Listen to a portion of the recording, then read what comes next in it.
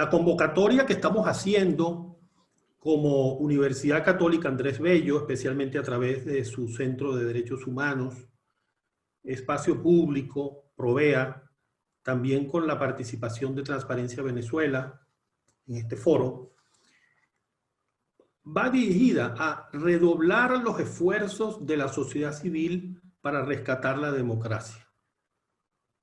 Esta democracia que queremos recuperar y que en realidad tenemos que construir de nuevo.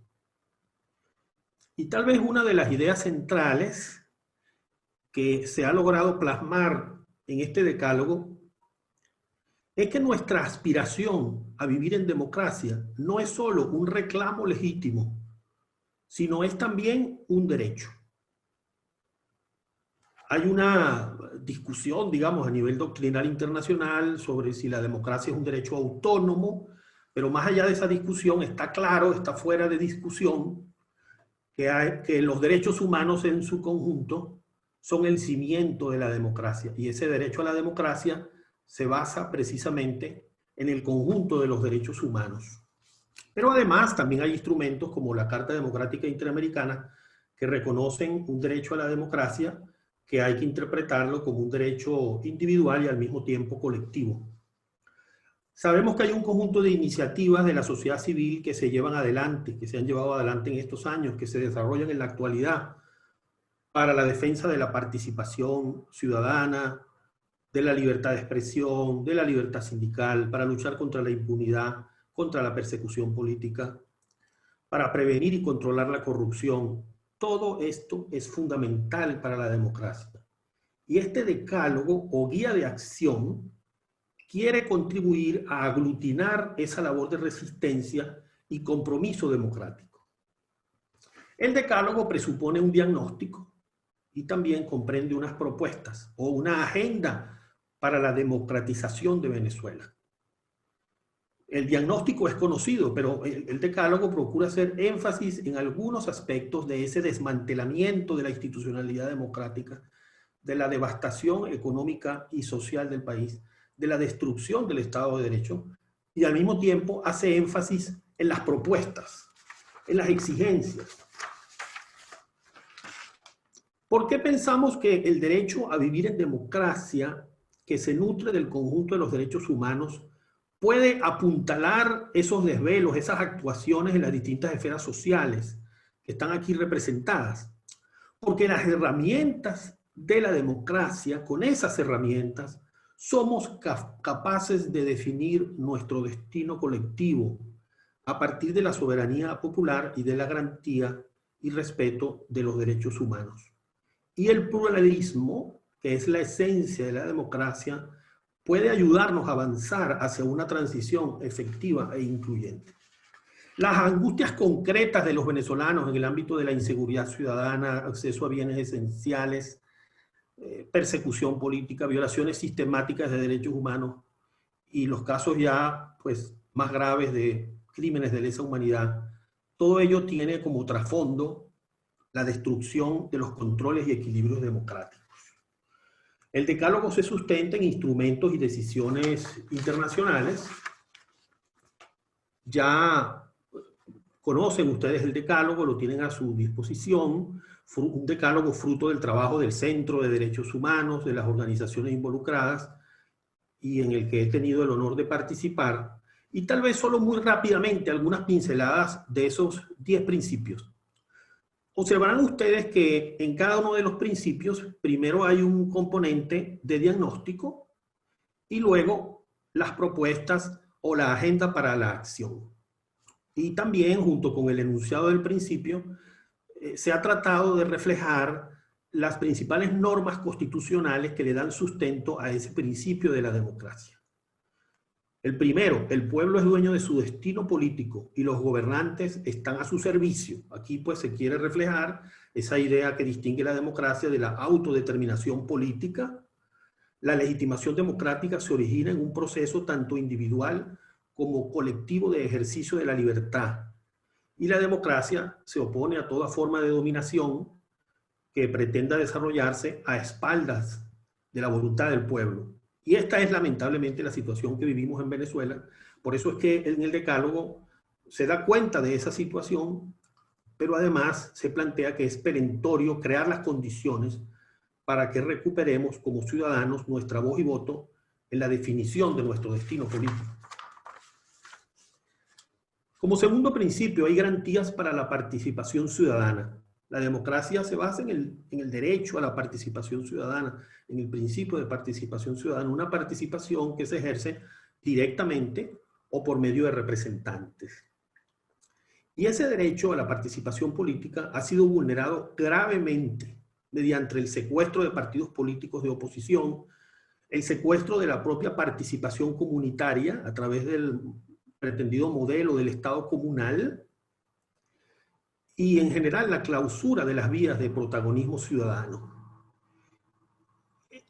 Al mismo tiempo, el decálogo subraya que esa garantía de la participación ciudadana presupone respetar la autonomía de las organizaciones sociales y se hace mucho énfasis en la necesidad de recuperar esos espacios de libre participación que han pretendido ser secuestrados, especialmente a nivel local o comunitario.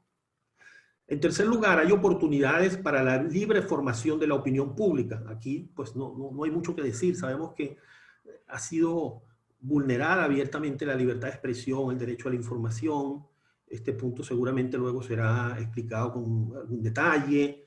Y junto con esto se ha desconocido abiertamente el derecho de manifestación con sentencias del Tribunal Supremo de Justicia que han pretendido liquidarlo, realmente remontarnos a situaciones dictatoriales de necesaria autorización previa para poder manifestar.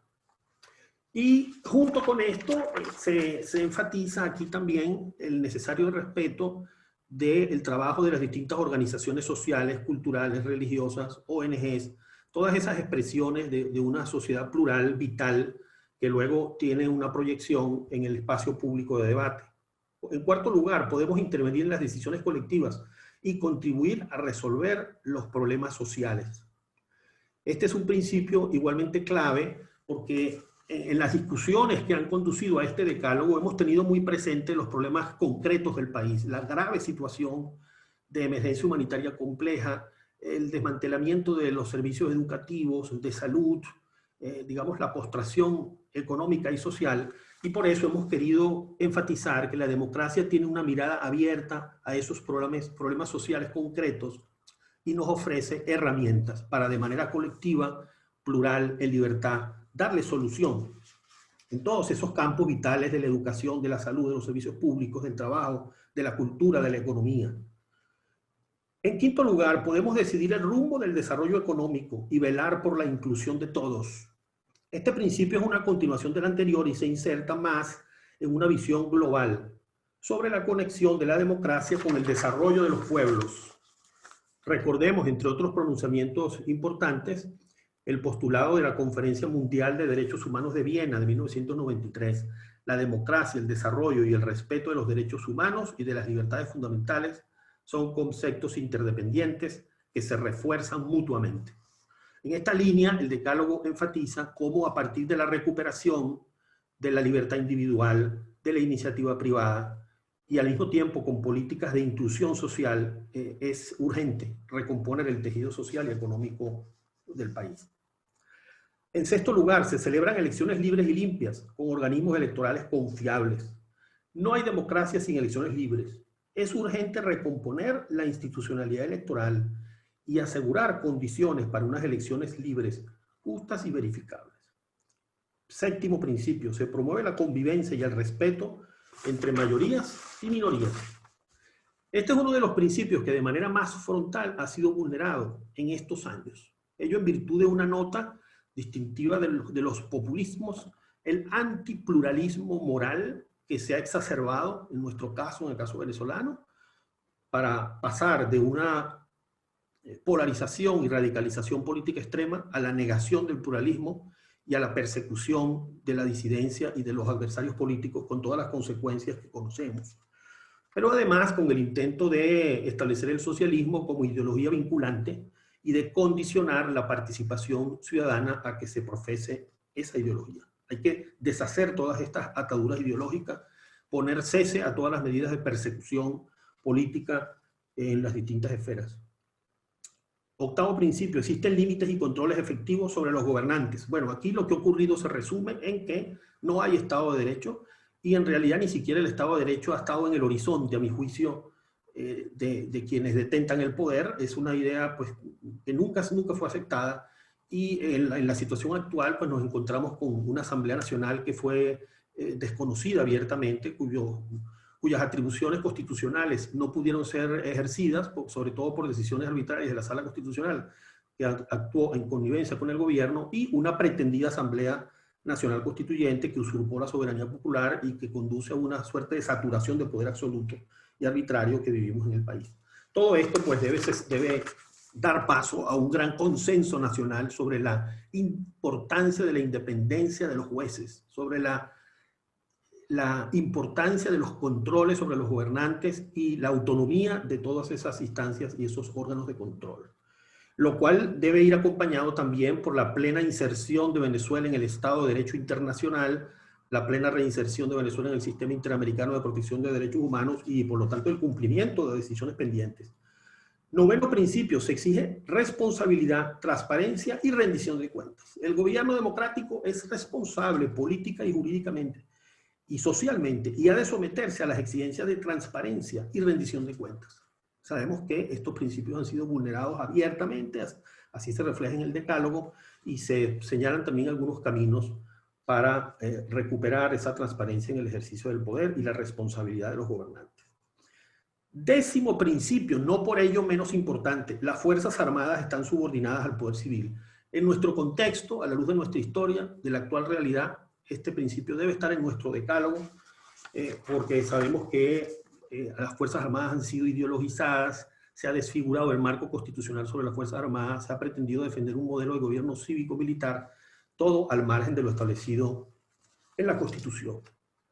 Dejamos en sus manos este decálogo para que con el enriquecimiento que corresponda sirva de guía en la ruta hacia la superación de la actual debacle institucional, socioeconómica y humanitaria. Intentando resumir los fines y postulados de este decálogo, diríamos que se trata de apuntalar nuestros reclamos de libertad, de justicia y de vida digna con apoyo en los mecanismos de construcción individual y colectiva de futuro que la democracia nos ofrece, con plena conciencia sobre el rol que como ciudadanos deberíamos estar en condiciones de desempeñar y que debemos ser capaces de recuperar y hacer valer. Muchas gracias.